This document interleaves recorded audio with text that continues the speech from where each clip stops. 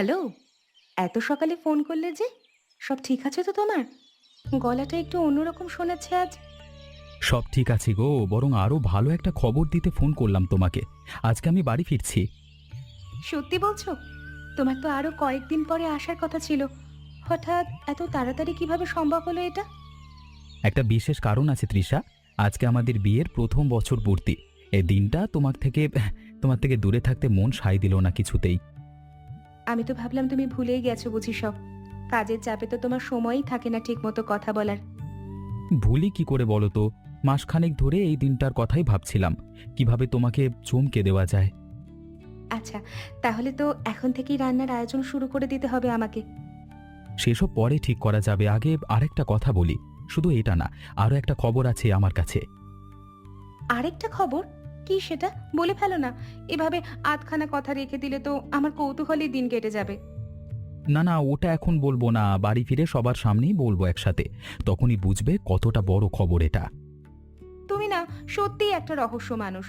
আচ্ছা ঠিক আছে, অপেক্ষা করব তাহলে সন্ধ্যা পর্যন্ত। আর হ্যাঁ, অতিথির কথাটা কি যেন বলছিলে সেদিন?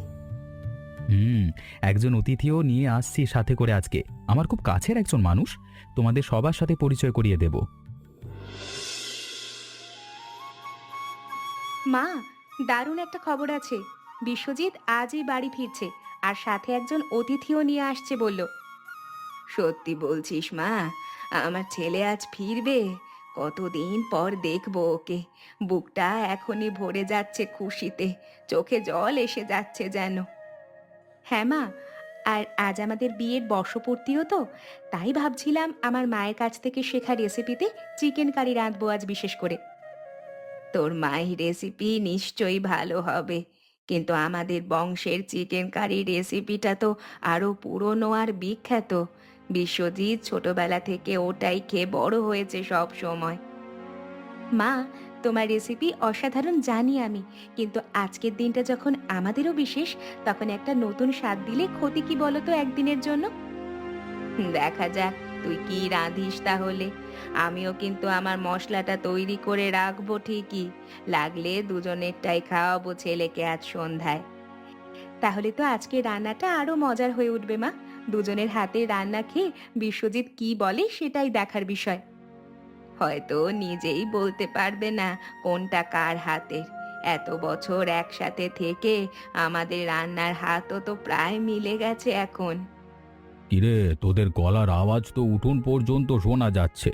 এত সকালে কি নিয়ে কথা চলছে তোমাদের মধ্যে? বাবা, আপনার ছেলে আজ ফিরছে, সাথে অতিথিও আসছে একজন খুব শীঘ্রই। বাহ, দারুণ খবর তো এটা সকাল সকাল। তা বলে আজকে বাজারটা একটু বেশি করেই ফেললাম দেখো। একটা তাজা মুরগি এনেছি সবার জন্য। বেশ করেছো, একদম ঠিক সময়ে এনেছো। তাহলে দেরি না করে সবাই মিলে রান্নার আয়োজনটা শুরু করে দিই এখন থেকেই। আর পরোটার জন্য ময়দাও এনেছি প্রচুর। আজকে তো পুরো বাড়িতেই উৎসবের আমেজ থাকবে মনে হচ্ছে। ঠিকই বলেছেন বাবা, আজকের দিনটাই আমাদের কাছে সবচেয়ে বিশেষ, তাই রান্নাটাও সেভাবেই করতে হবে। তৃষা, শুনলাম তোমার বর আজ ফিরছে, আর আমার কানে এসেছে তুমি নাকি চিকেন কারি রাঁধবে আজ ধুমধাম করে। হ্যাঁ কাকিমা, আজ আমাদের বিশেষ দিন তো, তাই ভাবছি জমিয়ে রান্না করব দুজন মিলে। আমার ঠাকুমার আমলে একটা গোপন মশলার মিশ্রণ আছে, ওটা দিলে কারি স্বাদ একদম অন্য রকম হয়ে যায় জানো। দেখাবো তোমাদের আজ। মালবিকা, তুমি প্রতিবার এসেই নিজের রান্নার গল্প শোনাও। আজ আমারও একটা রেসিপি আছে, দেখি কে জেতে এবার এই লড়াইয়ে। বাহ, তাহলে তো প্রতিযোগিতায় হয়ে গেল আজকে। দাঁড়াও, আমিও একটু হাত লাগাই তোমার হাঁড়িতে, তোমার কারিটাকেও আর একটু ভালো করে দিই আমি। আচ্ছা ঠিক আছে, দেখাও তবে কি করো তুমি। আমি একটু বসি এখানে বিশ্রাম নিয়ে।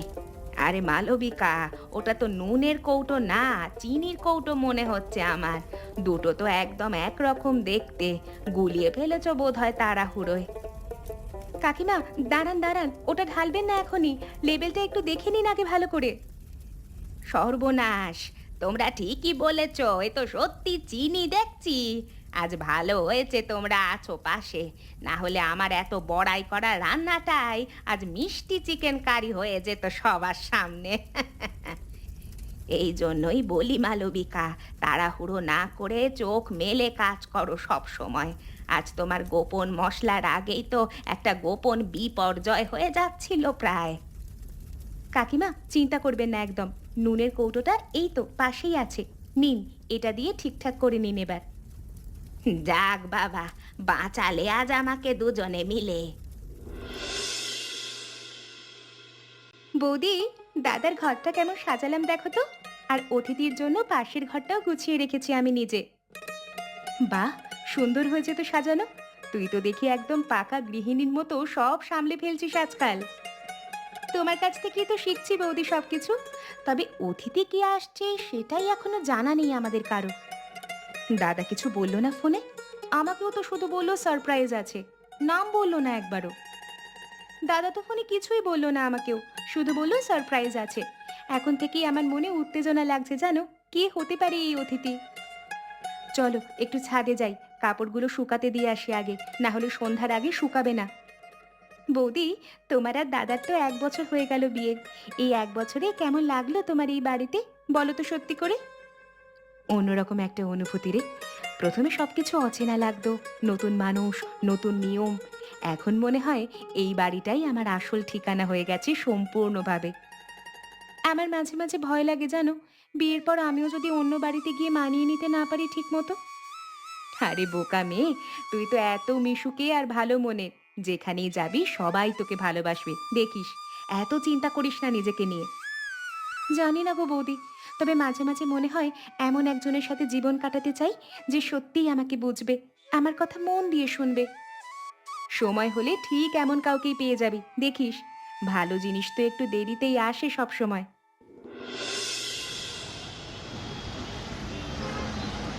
বিশ্বজিৎ, তুই সত্যিই ঠিক করেছিস আজকে সবাইকে সব জানিয়ে দিবি? পিছিয়ে আসবি না তো একদম শেষ মুহূর্তে গিয়ে? না রে, অনেক ভেবেছি এটা নিয়ে অনেক দিন ধরে। শহরে চাকরি করে আর কতদিন কাটাবো বলতো? তার চেয়ে গ্রামে ফিরে নিজেদের একটা ব্যবসা দাঁড় করানোই ভালো মনে হচ্ছে আমার কাছে। আমি তো পুরোপুরি রাজি এতে। তোর সাথে আছি শুরু থেকে। তবে তোর বাবা মা এটা শুনে কি বলবেন সেটাই একটু ভাবাচ্ছে আমাকে, সত্যি বলতে। বাবা সবসময় বলতেন নিজের গ্রামে থেকে যদি কিছু করা যায় তার চেয়ে ভালো কিছুই নেই পৃথিবীতে। দেখিস খুশি হবেন উনি শুনে। আরে তৃষা বৌদি, তাকে তো এখনো কিছু বলিসনি এ পরিকল্পনার কথা? রাগ করবে না তো তোর উপর? না রে, আজকে সবাইকে একসাথে চমকে দিতে চাই এই খবর দিয়ে। আজকে তো আমাদের বিয়ের বছর পূর্তিও, এর চেয়ে ভালো দিন আর হয় না এমন ঘোষণা দেওয়ার জন্য। ঠিক আছে ঠিক আছে, তবে আমার একটা কথা মাথায় ঘুরছে আজকাল, পরে একদিন সময় করে বলবো তোকে। কি কথা রে? এখনই বলে ফেল না, রহস্য রাখিস না আমার কাছে। না না, এখন না, সময় হলেই বলবো। আগে তোর খবরটাই সবাইকে ভালোভাবে জানাতে দে। বাহ, তোর গ্রামটা তো সত্যিই সুন্দর। এত সবুজ, এত শান্তি চারিদিকে, দেখলেই মনটা জুড়িয়ে যায় একদম। শহরে তো শুধু ব্যস্ততা আর কোলাহল সারাদিন। এখানে এলেই মনে হয় নিঃশ্বাস নিতে পারছি ঠিক মতো। আয়, একটু হাঁটলেই বাড়ি পৌঁছে যাব আমরা। তোর বোনের কথা অনেক শুনেছি তোর মুখে এতদিন। আজকে প্রথম দেখা হবে ভেবে একটু নার্ভাসও লাগছে বলতে পারিস আমাকে। আরে চিন্তা করিস না একদম। পিয়ালি খুব মিশুক আর হাসি খুশি মেয়ে। তোর সাথে দেখবি সহজেই ভাব হয়ে যাবে কিছুক্ষণেই। আচ্ছা তাহলে চল দ্রুত। আমারও এখন আর দেরি সহ্য হচ্ছে না, দেখতে ইচ্ছে করছে তোর পুরো পরিবারটাকে। বাবা, এসেছিস তুই? কতদিন পর দেখছি তোকে চোখের সামনে। বুকটা একদম ভরে গেল দেখেই। মা, কেমন আছো তুমি? তোমাকে দেখে যে কি ভালো লাগছে বলে বোঝাতে পারবো না এখন এই মুহূর্তে। কেমন আছো তুমি? এত জার্নি করে এলে, ক্লান্ত লাগছে নিশ্চয়ই খুব। মুখটাও শুকিয়ে গেছে দেখছি। এখন একদম ভালো লাগছে তৃষা। তোমাকে দেখে সব ক্লান্তি যেন নিমেষেই উধাও হয়ে গেল। কাকিমা, আমি অর্জুন, বিশ্বজিতের বন্ধু। শহরে একসাথে অনেক বছর ধরে কাজ করি আমরা দুজন। বাহ, খুব ভালো লাগলো তোমার সাথে পরিচয় হয়ে বাবা। এসো, ভেতরে এসো, বসো একটু আরাম করে। এতখানি পথ হেঁটে এসেছো। আপনাদের জন্যই তো অপেক্ষা করছিলাম সারাদিন ধরে। চলুন ভেতরে গিয়ে বসি সবাই মিলে। অর্জুন, তুই একটু আরাম কর। আজকে রাতটা একদম নিশ্চিন্তে কাটাবি আমাদের সাথে, সবার সাথে। তোদের বাড়িটা দেখেই মনে হচ্ছে এখানে থাকলে আরাম না করে উপায় নেই বিশ্বজিৎ। এত শান্তির পরিবেশ চারিদিকে। তুমি যতদিন খুশি থাকতে পারো বাবা এখানে, এটাও এখন থেকে তোমারই বাড়ি মনে করবে। ধন্যবাদ কাকিমা। এত আন্তরিকভাবে বলেছেন মানে বলছেন শুনে সত্যি ভালো লাগছে আমার কাছে। তোমরা বিশ্রাম নাও একটু, আমরা রান্নার জোগাড় করি দেখি। সন্ধ্যা তো প্রায় হয়েই এলো এখন। আজকে কিন্তু আমারও রান্নাঘরে যেতে ইচ্ছে করছে। অনেকদিন তোমার হাতের রান্না দেখব। সেটা তো আজ বিশেষভাবেই দেখতে পাবি বাবা। দুজনেই আজ নিজের সেরাটা দেওয়ার চেষ্টা করছি।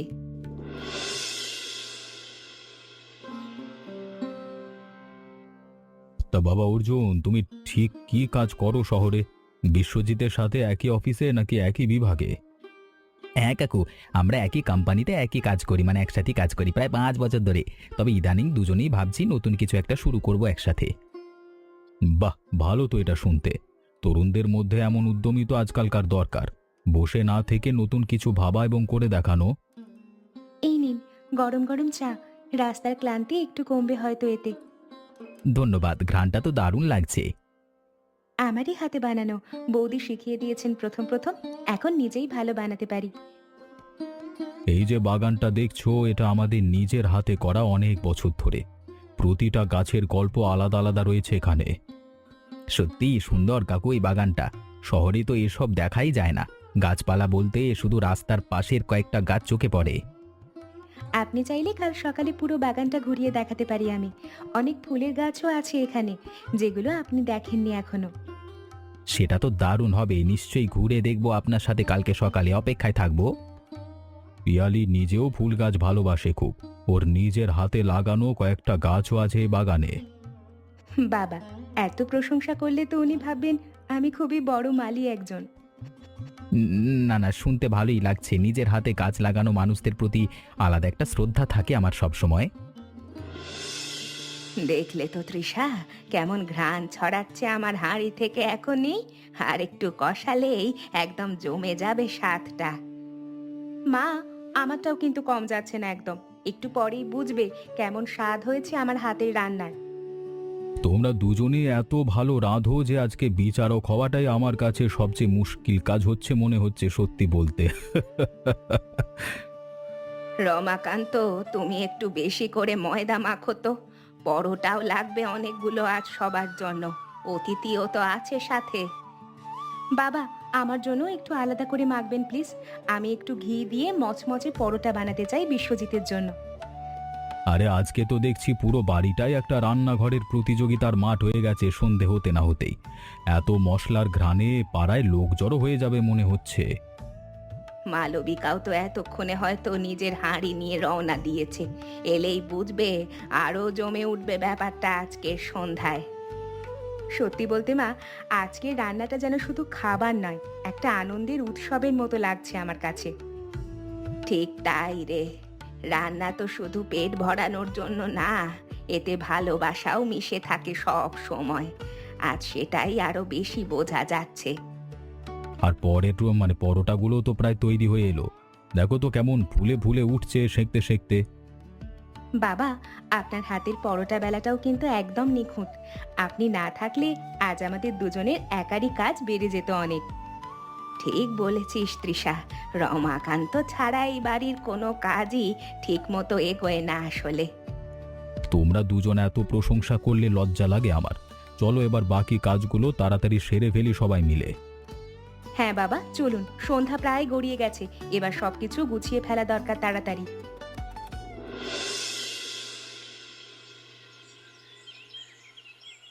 এই দেখো তৃষা, আমি চলে এসেছি। আজ কোনো ভুল হবে না এবার আমার হাত থেকে। বেশ করেছেন কাকিমা। তবে সকালের ঘটনাটা মনে এলো এখনো হাসি পায় আমার। বিশেষ করে আপনার সেই চমকে ওঠার মুখটা। আমারও পায় রে মা। তবে ভাগ্যিস তুমি সময় মতো ধরে ফেলেছিলে, না হলে আজ পুরো পাড়ায় আমার নামে গল্প রটে যেত সহজেই। সে যাই হোক, এখন বলুন তো আপনার হাঁড়িতে সব ঠিকঠাক আছে তো এবার, নাকি আরেকবার দেখবো আমি নিজে? আচ্ছা শোনো, আজ যদি আমার রান্না সবচেয়ে ভালো হয়, তাহলে কিন্তু আমার একটা দাবি থাকবে তোমাদের কাছে। কি দাবি কাকিমা, বলে ফেলুন তো শুনি। আগামী বছরের বর্ষপূর্তিতেও আমাকে ডাকতে হবে রান্নার প্রতিযোগিতায়। তখন কিন্তু আরো নতুন রেসিপি নিয়ে আসবো। সেটা তো নিশ্চিত করেই বলে দিতে পারি কাকিমা, আপনাকে ছাড়া তো এই বাড়ির কোনো উৎসবই সম্পূর্ণ হয় না। শুনে মন ভরে গেল তৃষা। চলো এবার তোমার শাশুড়ির হাঁড়িটাও একটু দেখে আসি কেমন হলো তার রান্নাটা।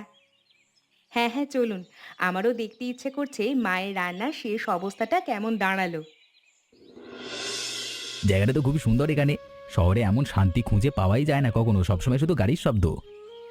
ও, আপনি এখানে? আমি ভাবলাম এই সময় কেউ থাকবে না বাগানের দিকে, তাই একলাই এসেছিলাম। মাফ করবেন, বিরক্ত করলাম বুঝে আপনাকে।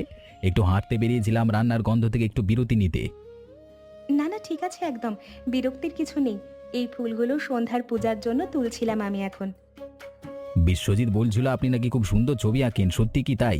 আমার খুব দেখতে ইচ্ছে করছে আপনার আঁকা ছবি। হ্যাঁ, শখের বশে আঁকি মাঝে মাঝে অবসর সময়। তবে তেমন কিছু বড় ব্যাপার না অবশ্য, নিজের মনের আনন্দের জন্যই আঁকি শুধু। আমার তো মনে হয় নিজের শখটাকে কখনো ছোট করে দেখা উচিত না। যা ভালো লাগে সেখানেই মন দেওয়া উচিত সব সময়। ঠিক আছে, দেখাবো একদিন নিশ্চয়ই। চলুন এবার ভেতরে যাই, রান্না প্রায় শেষের দিকে হয়তো এতক্ষণে। এত মানুষ, ঘরের মধ্যে সবার জায়গা কুলাবে না মোটেও আজ। চলো উঠানেই বসি সবাই মিলে আজকে খোলা জায়গায়। ভালো বুদ্ধি দিয়েছো মা, খোলা আকাশের নিচে বসে খাওয়ার মজাই তো আলাদা। তারার আলোয় খাওয়া হবে আজ।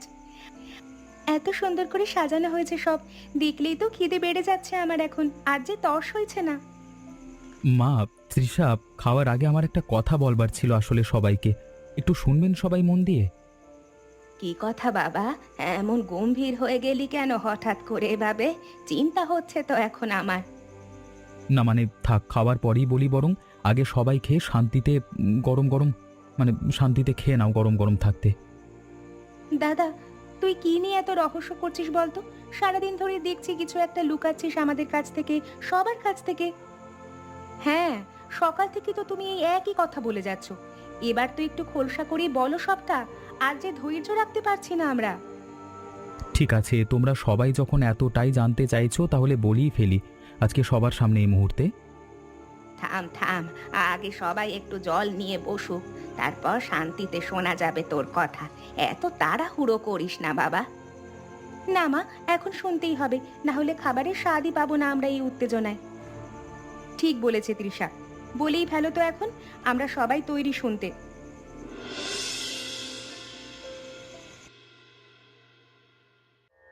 মা বাবা, আমি ঠিক করেছি শহরের চাকরিটা ছেড়ে দেব। অর্জুন আর আমি মিলে এই গ্রামে একটা পোল্ট্রি ফার্ম আর একটা ছোট্ট খাবারের দোকান শুরু করতে যাই একসাথে। অনেক ভেবেচিন্তে সিদ্ধান্ত নিয়েছি। সে কি রে বাবা, শহরের এত ভালো চাকরিটা ছেড়ে দিবি তুই? ভেবে চিন্তে সিদ্ধান্ত নিয়েছিস তো? পরে আবার কষ্ট হবে না তো তোর? মা, শহরে থেকে টাকা রোজগার করা যায় ঠিকই, কিন্তু তোমাদের কাছে কাছাকাছি থাকা হয় না কখনো এভাবে দূর থেকে। এবার নিজের গ্রামে থেকেই কিছু গড়ে তুলতে চাই, যাতে যাতে তোমরাও কাছে থাকো সব সময়। বাবা, এর চেয়ে ভালো খবর আর কি হতে পারে আজকের দিনে? আমি তো সব সময় এটাই চেয়ে এসেছি মনে মনে, তুই ফিরে আসিস নিজের গ্রামে। তুই সত্যি এটা করবি তো ভালোভাবে? আমরা তো এখনো পুরোপুরি বিশ্বাসই হচ্ছে না এই কথাটা। এত বড় একটা সিদ্ধান্ত নিয়ে ফেললি তুই একা একাই? হ্যাঁ মা, আর এই সিদ্ধান্তে অর্জুনও পুরোপুরি আমার সাথে আছে। ও গ্রামে চলে আসবে আমাদের সাথে ব্যবসা শুরু করতে। দুজনে মিলিয়ে এগোবো এখন থেকে। তাহলে তো আজ থেকে আমাদের বাড়িতে দুজন ছেলে হয়ে গেল। কাকু, আরেকটা কথা বলি, মানে যদি বলি কিছু মনে করবেন না তো? একদম একটু আলাদা করে বলতে চাই আপনাকে। বলো বাবা, নিঃসংকোচে বলো। আমরা তো এখন তোমাকে পরিবারেরই একজন মনে করি এই কয়েক ঘন্টাতেই। আমি এই গ্রামে থেকে যেতে চাই শুধু ব্যবসার জন্য নয় কাকু। আপনার মেয়ে পিয়ালিকে আমার খুব ভালো লেগেছে প্রথম দেখাতেই। যদি অনুমতি দেন তাহলে ধীরে ধীরে ওকে আরেকটু জানতে চাই, বুঝতে চাই, সময় নিয়ে ধীরে ধীরে। বাবা, তোমার মতো ভদ্র আর সৎ ছেলে হলে কোনো বাবাই আপত্তি করে না এতে। তবে তাড়াহুড়ো নয়, সময় নিয়ে দুজন দুজনকে আগে ভালোভাবে বোঝো, তারপর বাকিটা দেখা যাবে। ধন্যবাদ কাকু, এই কথাটাই শুনতে চেয়েছিলাম আজকে আপনার মুখ থেকে। মনটা এখন অনেক হালকা লাগছে। তোমার সততার জন্যই এত সহজে বললাম কথাটা বাবা। সরাসরি এসে বলাটাই তো একটা ভালো মানুষের পরিচয়। বাহ, দুটোই অসাধারণ হয়েছে আজ। সত্যি বলতে আমি ঠিক করতেই পারছি না কোনটা আজকে সেরা রান্না। দুটোই সমান ভালো লাগছে আমার কাছে। তাহলে একটা কাজ করি, দুটো রেসিপি মিলিয়ে দিই এখন থেকে। আজ থেকে এটাই হোক আমাদের বাড়ির নতুন নিয়ম।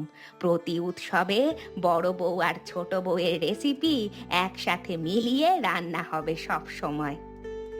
মা, এটা তো দারুণ একটা ব্যাপার হবে সত্যি। আমার আর তোমার রান্না মিলিয়ে একটা নতুন নামও দিতে পারি আমরা এটাকে। কি নাম দেওয়া যায় বলো তো? আর আমার গোপন মশলাটাও তাহলে থেকে যাক এই নতুন রেসিপিতে। তাহলে তো একদম নিখুঁত হয়ে যাবে ব্যাপারটা প্রতিবার। তিনজনের মিলিত রান্না বলা যায়। আর একটা কথা বলবার বাকি ছিল তৃষা। আগামী মাসেই আমাদের ফার্ম আর দোকানের কাজ শুরু হবে। তুমি পাশে থাকলে স্বপ্নটা ঠিক সত্যি হয়ে যাবে, দেখো একদিন। আমি তো সব সময় তোমার পাশে থাকবো। এটা তো তোমার জানারই কথা এতদিনে। এতটুকু সন্দেহ করো না মনে। এই 1 বছর আগে যখন তুমি এই বাড়িতে প্রথম এসেছিলে, আমি ভাবিনি এমন সুন্দর একটা জীবন আমাদের সামনে অপেক্ষা করছে এভাবে। আর এই গল্প তো সবে শুরু হলো। সামনে আরো অনেক অধ্যায় বাকি রয়ে গেল আমাদের দুজনের একসাথে লেখার জন্য। আর সেই অধ্যায়গুলোতে চিকেন কারি আর হ্যাঁ, পরোটা তো থাকবেই প্রতিটা উৎসবে, প্রতিটা বিশেষ দিনে। ঠিক তাই। আর সাথে থাকবে মা আর মালবিকা কাকিমার সেই মজার প্রতিযোগিতাও, প্রতিবার নতুন করে। এই বাড়িটা, মানুষগুলো, এই ভালোবাসা, এসবই তো আসল সম্পদ আমাদের, তাই না তৃষা? একদম ঠিক বলেছ।